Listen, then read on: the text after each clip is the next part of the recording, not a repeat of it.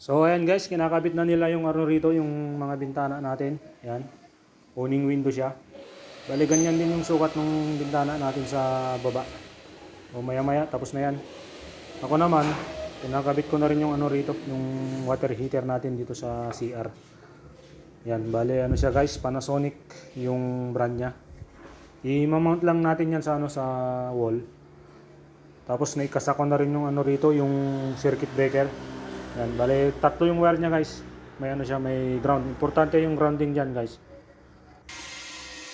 Yan, buksan natin yung unit.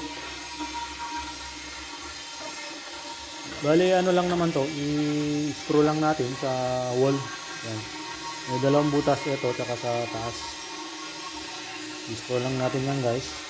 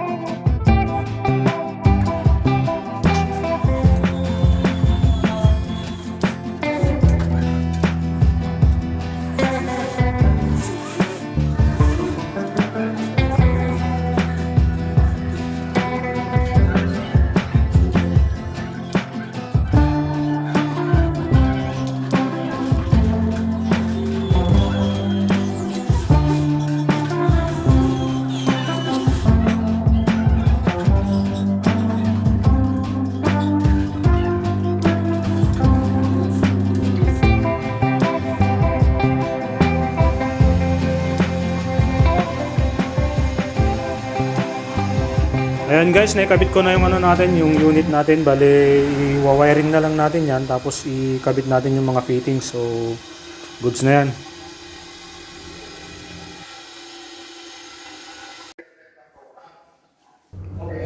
Lahat pinipinish na rin ni Michael dito sa kwarto guys. Bale, may kulay na yung pinipintura niya dyan. Bale, off-white lang siya.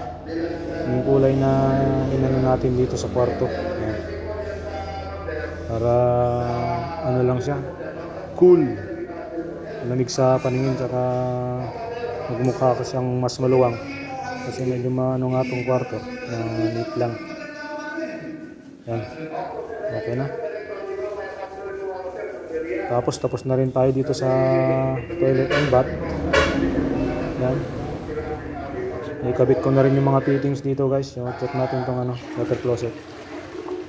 Yan, good siya.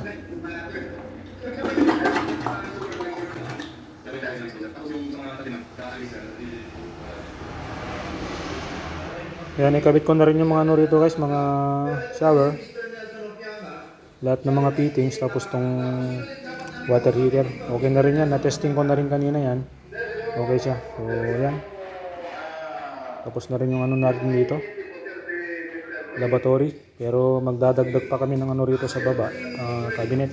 Yan na lang yung kulang niya guys. Tapos siguro sa lamin dyan, kaharap. So, tapos na. Ayan, tatapos na rin si Michael dito. So hanggang dito na lang muna yung video natin guys. Salamat sa panonood.